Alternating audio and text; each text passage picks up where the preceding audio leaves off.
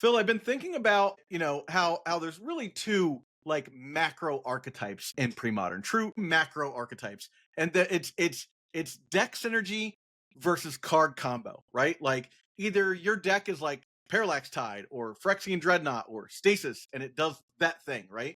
Or you have a deck that's more deck synergy based. Like I would say where certainly the survival decks need survival to win, to like really do their thing. They're more synergy based than they are like card based, right? Yeah, to the extent that the survival is not the card. Yeah, exactly. Like survival's certainly a piece of the puzzle, but there are other decks like Landstill is a good example of like a deck that is synergies as opposed to a deck that is about one card.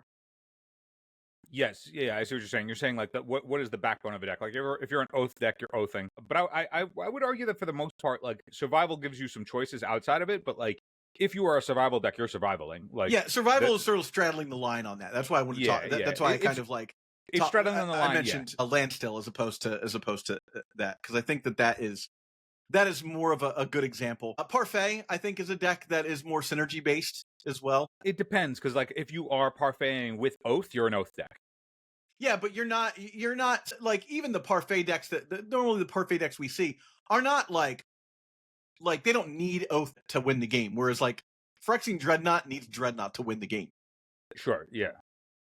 Yeah, I think that, like, for the most part, like, when you were like, yo, let's talk about the individual pieces versus composite parts coming together, like, in my mind, like, Oath is a card that there are, like, the point of Oath being in your deck is that it's a one-card win condition that just does it by itself, right? It needs nothing else to win you the game if it's in the right matchup. So, like, Oath to me does not straddle the line, even though the deck parfait as a whole might, but Oath only works against some part of the field. I'm gonna ask you to what you think here. I have a list of my list of decks on Moxfield, and I want to know what you think. Which macro archetype does each of these decks fall onto, Phil? Because I think that's a good where are things headed, right? Not where are things headed, but like what a litmus test for like what each deck is in the format. So let's talk about this 4-color control deck. So we're looking at Shard Phoenix control here as a 4-color deck. Mm-hmm. What do you think? Well, if we look at what is the goal of this deck, like what's it trying to do? Looks like this deck is playing the long game. Like this deck's ultimate goal is to get to the position where it is just recasting Shard Phoenix over and over, right? Yeah, you're using your Thawing Glaciers to get out your lands, and then you're just countering. You're basically like card advantaging your opponent, and then Shard Phoenix and Lightning Bolts end the game after an Intuition Gaia's Blessing situation, or occasionally Blaze. So like a Gaia's Blessing loop style strat or anything like that, like this deck is not like the only thing that this deck is trying to do is outlast, right? Like it's just trying to endure until the game is over. In which case, it's pretty clearly a control deck. Yeah. So, which macro archetype are we talking? Card synergy or specific card? Well, I mean, control it's not necessarily card synergy, but it's trying to endure. But it's certainly not an individual card wins the game. Like Gaia's Blessing does not fall into that camp. No, it does not. Yeah, I agree. All right. So this is just a different version of the same deck. This is the undermined version of that deck, which is not good.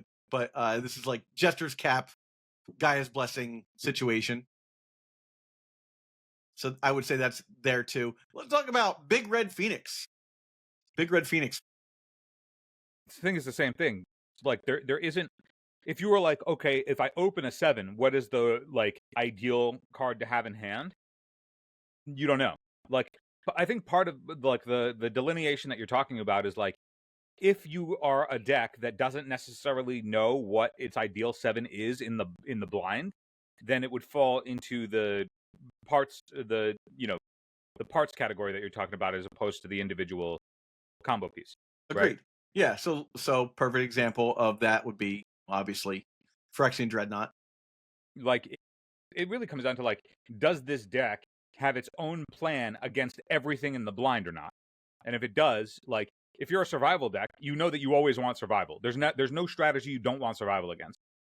if you have Oath in your deck, for the most part, you're assuming that like when you sit down at the table, you want Oath to be in as like your plan. You know, like you may be wrong. Like you might sit down at the table and be wrong. But when you're sitting down in the blinds, you're going, what is the card that, or like combination of cards that I would like to always have in my opener because it's what I want to do every time.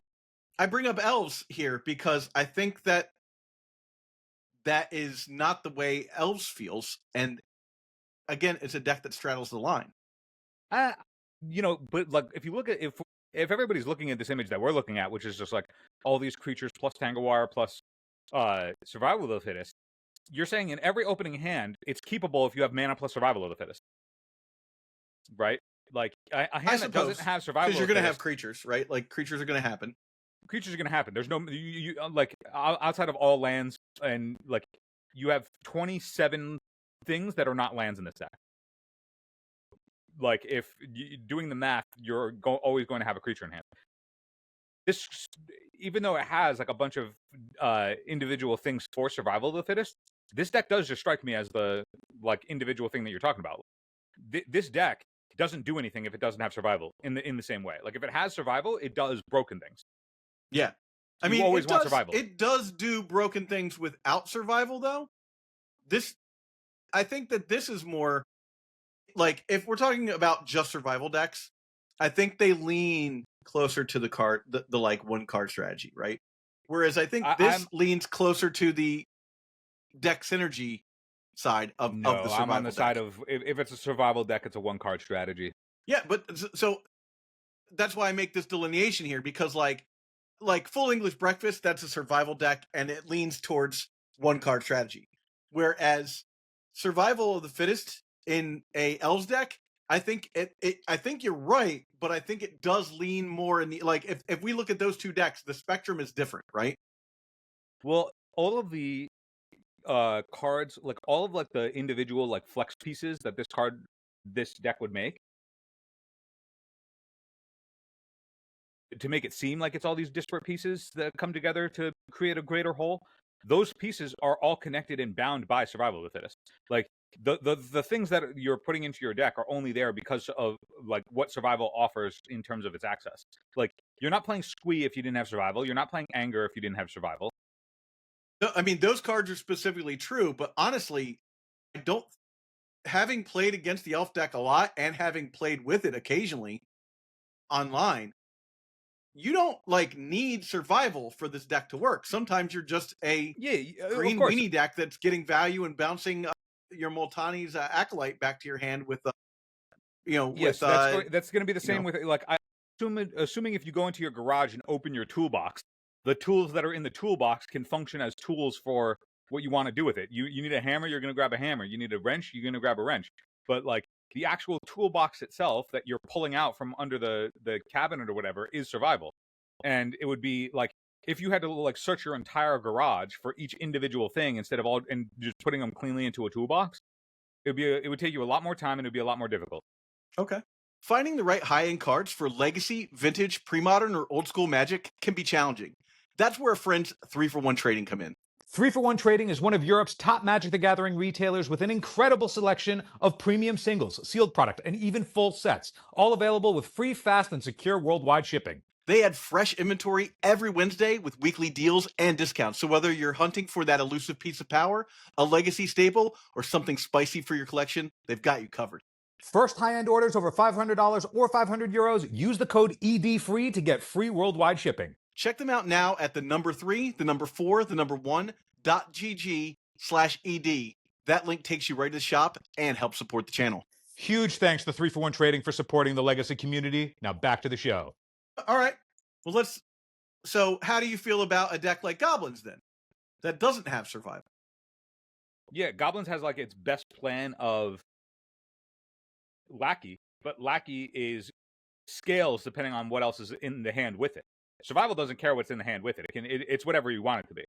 So is this a one-card strategy Goblin Lackey deck, or is this synergy deck? Because you could open Goblin Lackey, and the power level of that Lackey is going to be so much variance is going to depend on what's along with it. Where like if you open Survival plus any of your 33 things, it's any of the other 32 things you want. Yeah. Okay. How about right? Like if like survival on the whole is just so much more powerful than lackey, you have to fear lackey because of unknown information. Survival of the fittest is your deck is just in your hands as many times as you have green mana. yeah? Here's one that I think is worth going into a little deeper than just saying, "Oh, this is definitely a one-card strategy deck." Psychotog definitely straddles the line, right? Like, because obviously you need Psychotog to win. Most versions of the deck, not this particular version that I like to play, needs Psychotog to win, but most versions need Psychotog to win. That's your only threat.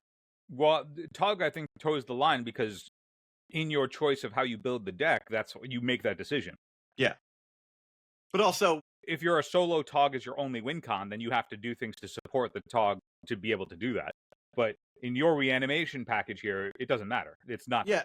Well, yeah, sure. But let's assume that you're an only Tog deck, right? You're just Psychotog, no reanimation. You're just 4 Togs. That's your win condition. Is the deck really doing Psychotog though? Not this particular build of the deck. I'm saying like the four only Psychotog. It's definitely casting Psychotog and winning with Psychotog, but does it like when you look at that deck? Is it like, oh, this deck Psychotogs? Like, I think you have to look at it from like the other side of the table to like give yourself a little bit of clarity on the idea that you're talking about. If you sat down and knew that you were playing against the deck where the only win condition was Tog, then yes, you're a Tog deck because your opponent knows that if sure, they can of course. stop Tog, I mean, I agree you're a can't Tog lose. deck. I agree that you're a Tog deck, but what I'm saying is is this deck a single card strategy or is it a conglomeration? I'm saying that's a choice made by the Tog build. Like if you're playing Reanimator against me and I see that you have the 5/3 Regenerator, then I go, this game is not only about Tog because he also has the 5/3. But to remove confusion, Phil, if you play the here's 4 what the Tog, deck looks like now.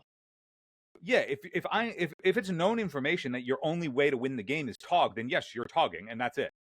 Because that's what the game becomes about. But so here's my conceit to that is that you're really not like, sure, you're playing Psychotog and you're winning with Psychotog, but that is not what the deck does. The deck does not like do Psychotog. The deck is a control deck that has that as its win condition. Yes. Is that the most powerful win condition that the blue black deck can present? Yes. I wouldn't say like, you know, let's choose a deck from the Age of Modern that I played. But the blue you could red... make this like that same notion though, where you were like, yeah, Dreadnought does Dreadnought. It's like, well, Dreadnought could also but not that's be all Dreadnought is really trying to do, and it's doing it proactively. Like Dreadnought is it's early, late, and mid game is Dreadnought. It wants to Dreadnought.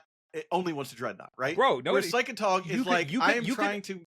You have your cards have other text. You could opt your Dreadnoughts to the bottom of the deck and play the Come mill on, game. Phil.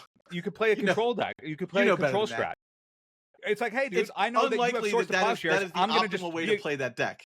I'm just going to be a control deck. I'm going to mill you out because I'm going to blank your Source to Plowshares that you're going to try and prepare on Dreadnought. Here's the point I'm making, is that if you build a Psychotog deck, you're looking to play a control strategy. Now, we've kind of outlined previously that control strategies are more conglomerate of cards versus one card that makes the deck. And I think that is actually the case for Psychotog. Psychotog doesn't make this deck. Psychotog certainly helps. There are some synergies that are specific to Psychotog, like Circular Logic and Gush, you know, that make this deck better because Psychotog is in it.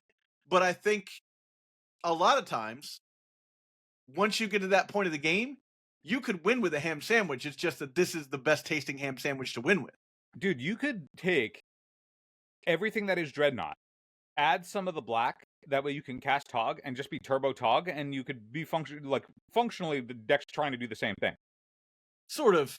I think, you know, after having the like breakdown about Stifle Knot, I think that when you compare these two decks, Stifle Knot is more about stopping you from stopping them, right? You play the thing, and then after that, it's just like, I just need to make it 2 turns, right? Whereas Tog is like, now that you've exhausted every possibility that you can deal with, I throw down a Tog, and then the game is over, right? Sure, protect your Tog if you have to, but you've already gotten to the point between duress, counter magic, outcarding your opponent, that you've gotten to a point where your graveyard is just a resource that says this is damage, and Psychotog is the best way to to offer that up as a way to win the game. Yeah. We're in agreement in how the decks are going to be piloted. Yeah, I think that. So what I'm saying here is, I think that this particular deck versus Stifle Knot is more in line with overall synergy, as opposed to the deck is doing Psychotog. Like, the deck is not doing Stifle Knot things; it's doing control things, and Psychotog is just the way it wins. Is Crippling Fatigue just -1 to everything? -2 to target creature. Oh yeah, it's the flash drive card. Yeah. I don't even own one of those. I would need to get one in order to actually play it. Okay, so the Psychotog debate over here.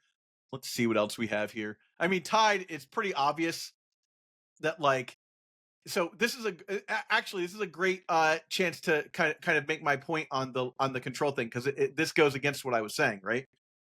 This deck does parallel Tide things, so Parallax Tide things, and I don't think it works without Parallax Tide. Otherwise, you just have a bunch of blue cards, and you really can't win the game with your man lands if you're not, like, pressuring your opponent by making them lose all their lands. So I think this is a one-card strategy deck. Like, this deck would not exist in any shape or form if Tide didn't exist in this format. Whereas Yes, I think you would get something similar to Psychotog without Psychotog specifically if Psychotog did not exist in this format. You're probably getting closer to standstill. Yeah. In this deck, yeah, I think for sure. I mean, this is basically, that is the point of this deck anyhow. It's like, this is land still, but you're not playing white, right? Like, your mana base is technically more consistent, and I think you're better against a wider swath of the metagame than land still is, because there are so many decks that aren't necessarily playing creatures or don't care about if do you have a disenchant in your hand. This deck specifically. Yeah, as long as they haven't developed something like a board that can get deep into the red zone. Parallax Tide at the baseline is just going to be a 4-minute time walk. Yeah. All right. Trying to think, there are any other. So we've got Stasis is a no-brainer. Dude, my problem, we've seen it in my chats with you in the groups.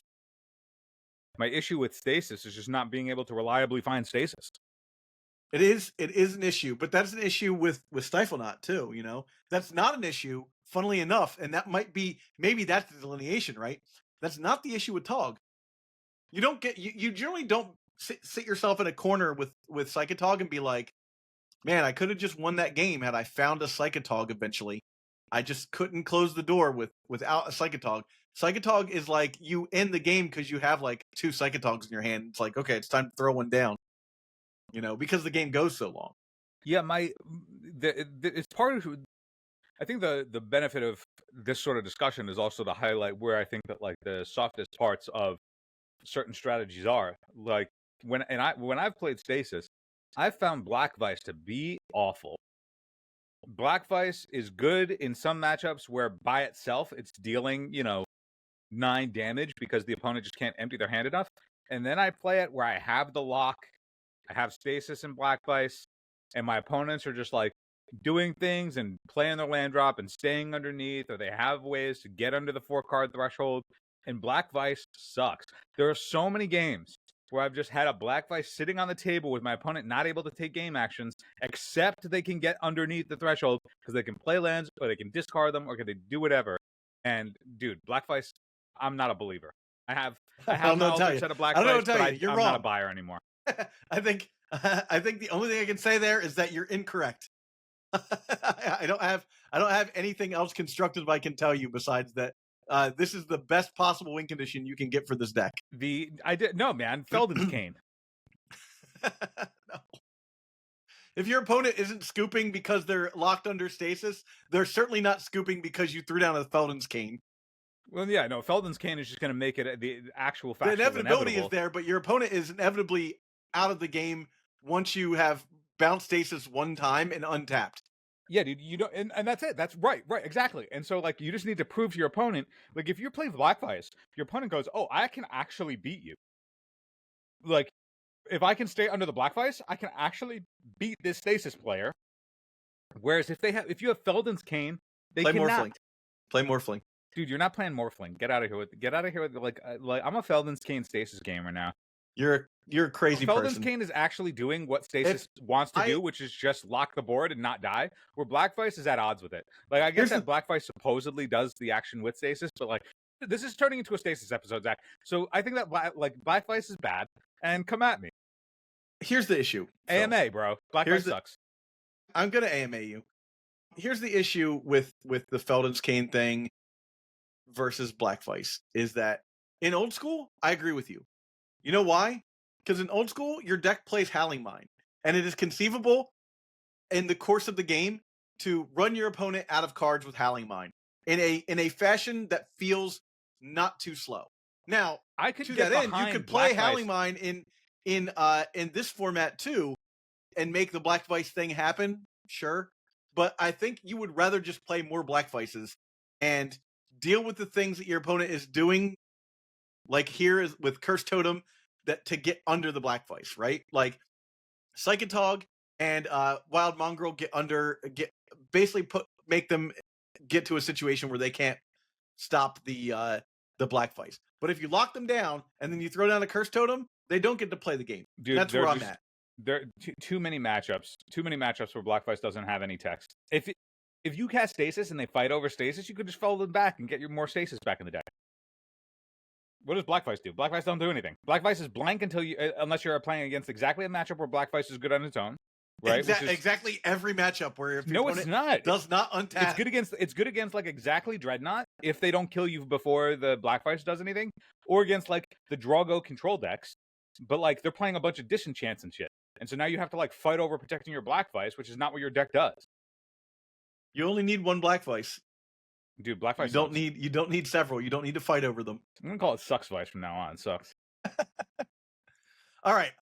So let's see if there's any other decks that are of interest in these categories.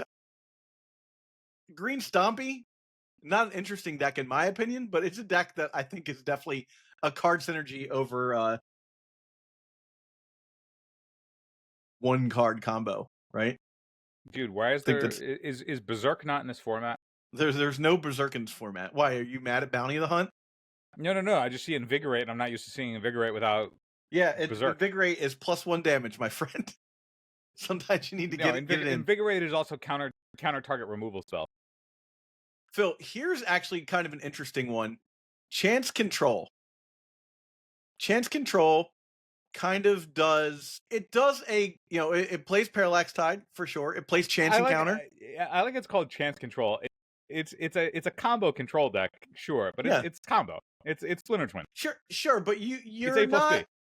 You are A+ being here, but I don't think this whole deck revolves like the deck doesn't fall apart if you don't get to cast Chance Encounter. You have, you're a Fire and Ice style like counterspell deck that gets to play Frenetic Efreets and Morphlings, and you can win with that, or even Factories and Conclaves. If anything, I would say this deck is a 2-card combo, right? Like, because you get to play Parallax Tide and Chance Encounter. I would argue that the builds of Frenetic Efreet that are not leaning into trying to maximize the combo in its most meaningful fashion are softer than going in. If you don't know exactly the metagame you're going into, like you don't know the room you're going into. Well, that's control period, right? Like if you're going into LobsterCon where like the room is the meta is going to be vast as opposed to like a local where you know who plays what, I think you'd be better off playing things that maximize the combo and protect the combo and be the combo deck. And things like Fire and Ice get to double dip, but like things like Morphling don't help you at all. Like Morphling is just an entirely disparate plan that like you're going to open a Morphling and a Chance Encounter and be like, why did I make these choices?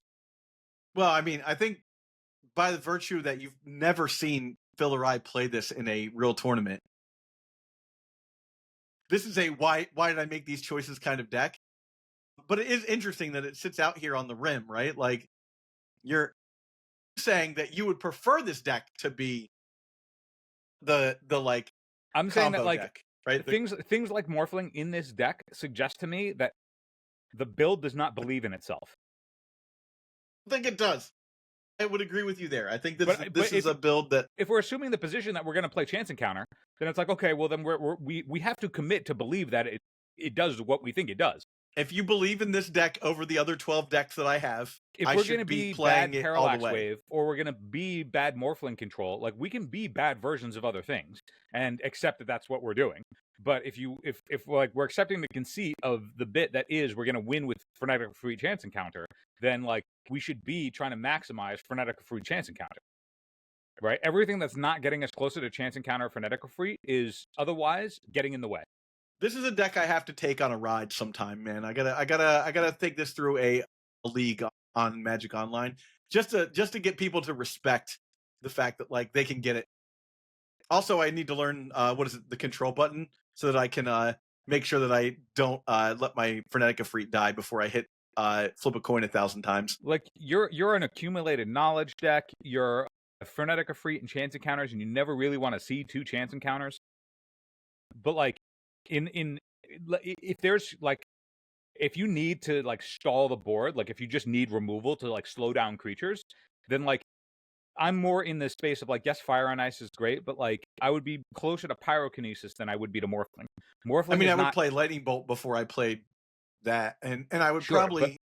I think part of this was that this deck used to be more on the like tempo bolt, strategy, and I pivoted this to add the portents and to add the Parallax Tides, add a stifle, just to like, play more in the Parallax Tide field, because I honestly think that's the better plan. But you could be like a more tempo aggressive, blue red deck here. Also, like if they're right now, it's like Frenetic Efreet and then Chance Encounter. I mean, if we're Chance Encountering, I would also look at like, okay, if Chance Encounter's on the table, is there anything other than Frenetic Efreet that can offer some kind of value that's not totally No, the answer is they're just not.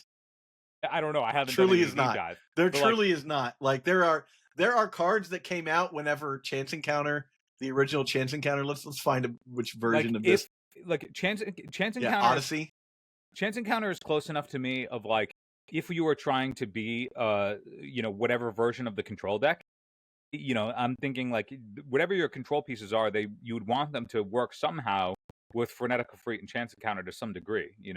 Like right now, if you have Parallax Wave in the deck plus the Stifle, like those are just cards where if you open it with the combo, you're just not getting any closer to the combo. This is true. I do agree. Like we're for accumulated knowledge, and then we want to find one of each piece. Like being an intuition deck is just going to be better than being the Morphling deck, right? Like you want to get to the position where your opponent is like, okay, I have to respect, if we get to 7 mana, they could just kill me off of 2 cards. So it's like, okay, if everything in our deck is helping us get to 7 mana and plus 2 cards in hand. Well, Phil, before we head out, I want to talk. I wanted to pitch something to you. Do you remember? Do you play Struthers? Do I remember Sally Struthers, the legendary Frenetic Efreet player? Yeah, the legendary Frenetic Efreet player. Also, the the DeVry College or whatever the hell that infomercial was, where it's like you could major in business accounting, TV VCR repair, gun repair, or you can get your high school diploma. So I think of that commercial a lot when we're talking to people about our Patreon. Or you can use the one where she's like feeding starving children. And then we can think about that one as well. But I like the one where it's like she's listing off all the things that you can master if you apply to whatever this telecollege is, right? And for us, it's the same sort of thing. But you can it's like Premodern, value vintage, legacy, old school, sorcery, gun repair, that sort of thing. So I just wanted to shout out everybody who supports us over on Patreon to help us continue making this content. And if you have been, watching us on the daily for almost a year now, and you haven't joined up on our Patreon, you get all of this content ad-free. That means no ads. in the Patreon. Oh, that's what that You thing also is. get the additional Extra Durdles episode every week, another 15 minutes of me and Phil just kind of ranting about the podcast or about life, which is super fun. And then you also get the extra hour of sideboarding for the Premodern deck tech episodes we make. So if you're interested in Premodern, you're getting a lot of value for that $5 a month. Yeah, maybe we'll do a thing where we clean up this deck. We clean up Frenetic for free. Yeah, we could. But with that said, Phil, I ask everybody, what do you think? Two questions. What decks do you tend to gravitate towards? Those single card strategy decks, or the overall deck synergy, multiple cards synergy deck? Or the second question is Psychotog. Hey, if you enjoyed this episode, hit the subscribe button. Thank you for watching. It grows the legacy content ecosystem we all love by relaying to the platform that you are part of our passionate community. And to go even further, click the links for subscription or to support directly via Patreon to help us create more content for you. Patreon supporters get 4 exclusive extra episodes per month. If you're listening on an audio platform, head over to patreon.com/eternaldurdles. Thanks so much for your support. We'll see you in the next one.